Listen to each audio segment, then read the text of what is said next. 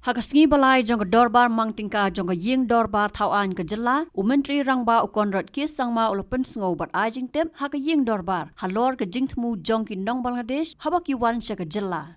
Kini ke jingkran Conrad Sangma kalawan kum ke jubab ya ke resolution ke balawan ra dau noi alam kaliang persya Dr. Mukul Sangma kata ban kentu ya ke sarkar bakan bu ya ki kherdap ban khmi ya ke rung kami jong ki brio ki bawan na syabar ke jela har ringkat ki jing batha baban pentrei kam ya ke MRSSA arhajar khan riu.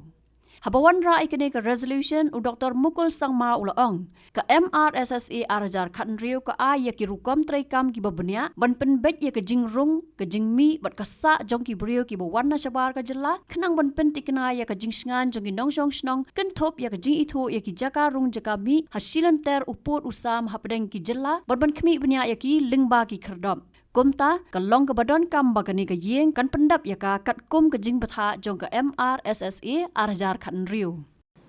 Mr. Speaker, sir, I beg to move that whereas the illegal immigration and uncontrolled influx in the state remain a major concern, and whereas to address this concern, there has been a collective resolve by the political parties and all stakeholders in the state to prevail upon Government of India to implement ILP under the provision of the Bengal Eastern Frontier Regulation 1873 through a resolution adopted in this August House. And whereas Government of India has not shown any positive response to implement ILP in the state till date. And whereas the state has legislated its own law to deal with the issue of illegal immigration and uncontrolled influx, the Meghalaya Resident Safety and Security Act 2016. And whereas the MRSSA 2016 provides comprehensive legal framework to regulate the entry, exit, and stay of the people from outside the state in order to ensure safety and security of the citizens, including identifying entry-exit points along the interstate border and establishment of facilitation centers. And whereas the state authorities have identified parcels of land for such entry-exit points and establishment of facilitation centers in order to give fruition to the objective of the MRSSA 2016. Now, therefore, this House do resolve to urge the government to complete the whole process of establishment of the facilitation centers at the identified entry-exit points with proper guidelines and to put in place all other regulatory measures as per the mandate of MRSSA 2016, read Meghalaya Resident Safety and Security Act 2016. Habajubab yak ay kabaw Dr. Mukul Sangma bat kiwede kin nong mikmat kilay syembenta ban kran bat kani ka resolution na kalyang Conrad Sangma hakajubab kabajrong kajong ulak kran da kabaay nuksar halor ginong Bangladesh kabaw ong. Kini kim wan siya kani ka jela ban yo ay kalat ban Thep yak vote Henry ki wan na kadaw baka yo kakot bat baki yo yak kam bat ban Pynsngew hakajing yo kam bat kiway kilat kumta kila persang ban yo penbet penbyang yak kot kisla kum ka epic ka adhar bat kiway. And at the end of the day, it is only by finding long-term socio-economic solutions. Number two, in the long run, ensuring that every stakeholder at every level plays their role and takes their responsibilities seriously.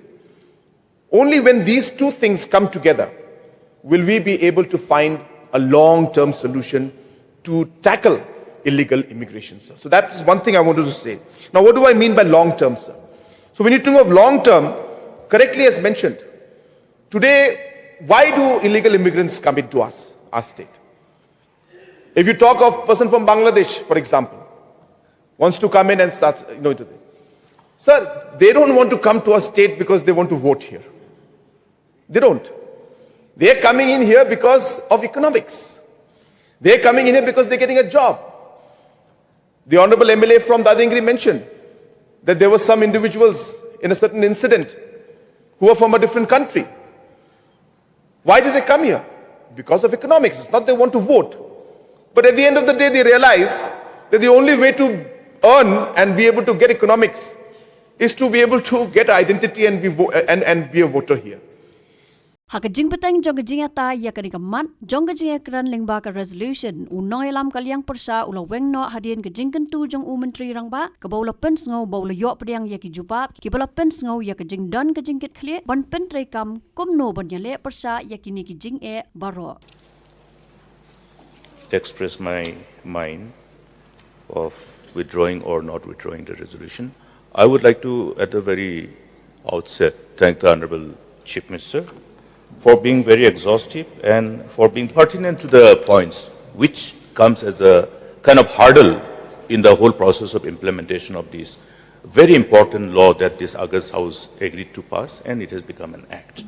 Now, we know that there will be challenges at the time of implementation because the whole provisions of this act itself has certain components where certain sense of restriction of people's right, fundamental rights will be perceived during the process of implementation. This challenge was discussed exhaustively, but here one thing is that this law actually is designed, if we go by the intent, so that it will be an enabling moment for us to understand how we should move forward to give fruition to the objective in a manner where probably we have to come back to this August House to have the appropriate amendment, for which I think a healthy discussion will always be important and necessary. Here, to give an idea, is that the initial intent of the Act was to ensure the safety and security of the citizens of the state by preventing anti-social elements from gaining shelter in the state, which might be detrimental to the peace and tranquility, to maintain public order and peace, to verify and regulate the tenants residing in rented houses in the state, to establish district task force and facilitation centers, to facilitate effective enforcement of various laws for safety and security of the citizen and for matters connected therewith or incidental thereto. Therefore, this facilitation center and other measures are not to work in silo in as far as the mandate of the law is concerned. We have Foreigners Act 1946 and various other laws which is now to a great extent subsumed in Immigration and Foreigners Act 2005. But there are a number of laws. So while implementing, like we have the infiltration check gate, in Garobada we have, in Barnihat we have. So these are by virtue of the mandate of the existing laws which are enacted by the parliament. So how we synergize our endeavor.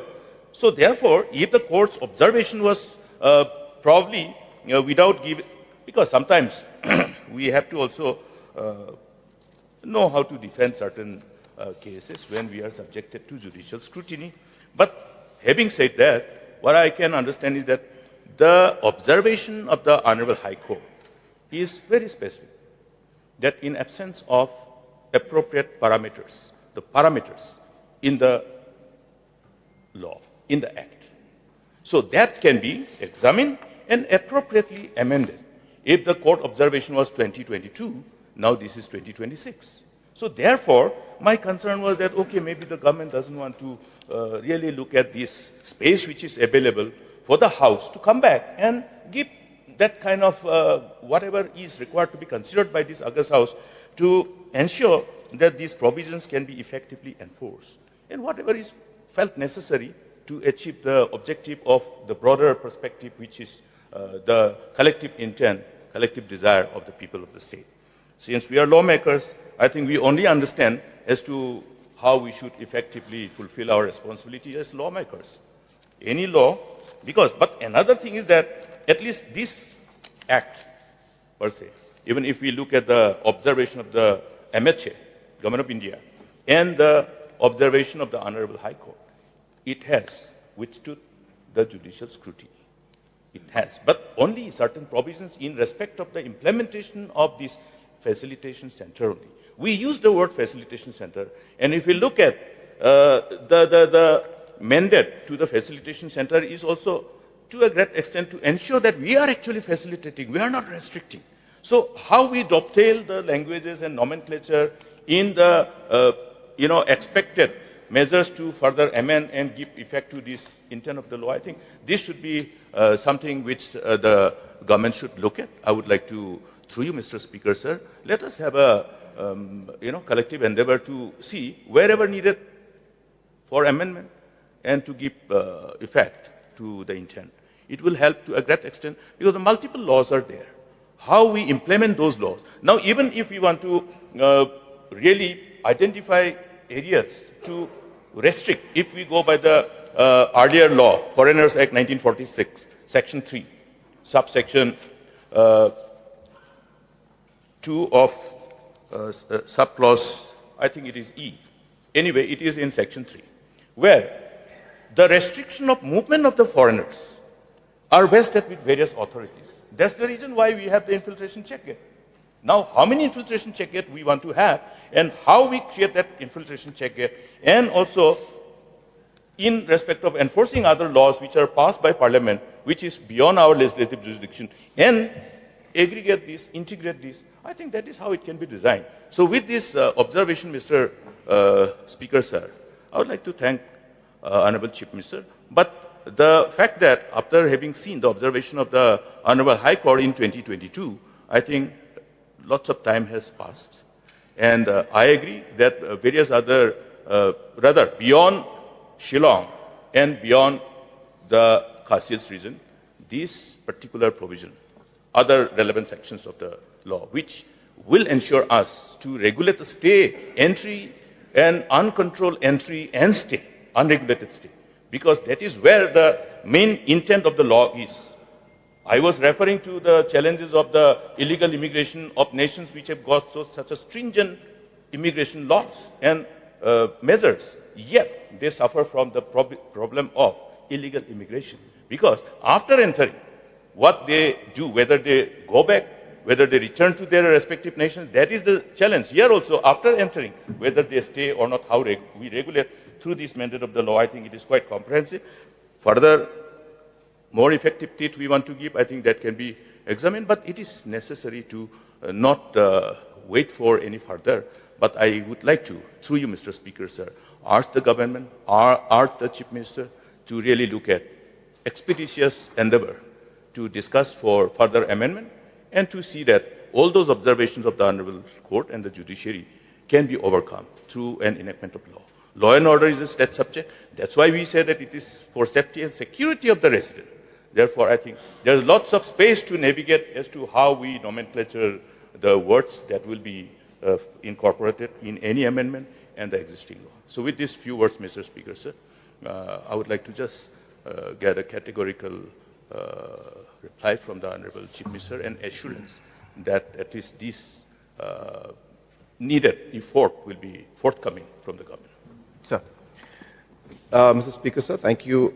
I would like to thank the Honorable Elo for his positive suggestions, I must say. And as mentioned earlier, sir, that there are two important objectives that are there. The first, of course, is the registration and the task force and activating the villages and the localities, which is an ongoing process. And I assure the House and the Honorable Elo that this will continue in a much more aggressive way. But we look and we seek for support from local MLAs as well as from the traditional heads and leaders to work with us to achieve that. In the second part, sir, in fact, MHA has asked us to relook into the aspects of the MRSSA. So we have been given a mandate, I should say, by the MHA, saying that you need to relook into this MRSSA. So therefore, we are in fact working from the law department and our respected AG and of course the home department. So we are all, and the political department of course, so we are all working together in this and trying to exactly navigate through this entire very complicated web of laws and rules and counter rules and national level parliament rules and state rules and constitution, and seeing how we'll be able to achieve our goal, keeping all of these factors in mind. And that's the reason why we thought that the entry-exit points could be then validated through a law which is the Foreigners and Immigration Act of 2025, having restriction and restricted area conditions put in, and then we would be able to activate the entry-exit point. So precisely that's what we are trying to do. But definitely we'll welcome suggestions, and if this requires us to engage with our political parties, we will welcome that, and we will have a session where we will discuss, or multiple sessions I should say, where we'll take suggestions from the political parties on this matter and see how we could navigate and figure out how the MRSSA could be amended and be given more strength. So all, as I said, sir, our intent is the same. We are all on the same boat in this particular objective, and let it be very clear to the House that we are very open to suggestions. We are very keen to find a solution. We have faced a lot of difficulty and challenges because of multiple reasons, but we are slowly and steadily moving forward.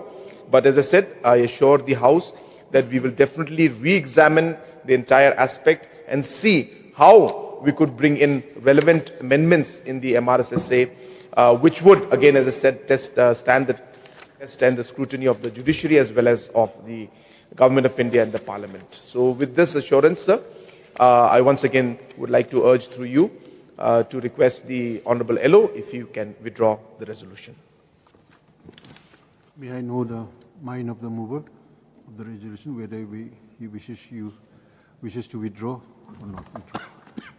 Mr. Speaker, sir, my mind is very positive.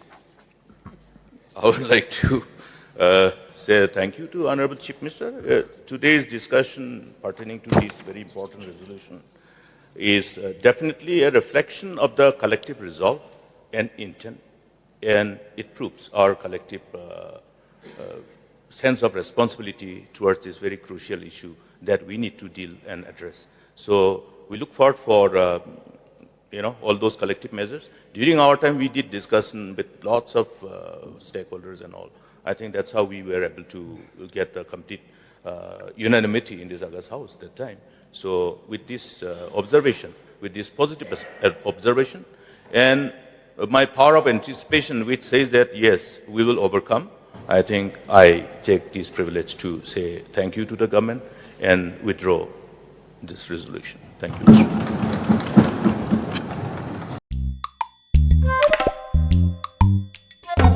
Habatin, pej bahagi kishab plus F. Ka plus F? Hakabam bangibam dunaki eki batay kamet. Namar kata habathiru atau kau kamlu ka umpnyang kadut pej ya kishab plus F hakajingsom. Yaki nutrient kumki vitamin bat ka iron la icon diat bat akabatau bha. Kam kata ikadur jengki marbam kajing mat lani ka rukom shed yaki. Balehi banai kita. Kadon ka we kajing mentoy bakongsan. Kakot kakia. Ka nutrition bakam bha kajing im bakam bha pendon kam daki marba medon ka sharp plus F menta kasni Lawan Ra Shafi Lingba ko office jong Commissionerate of Food Safety Meghalaya.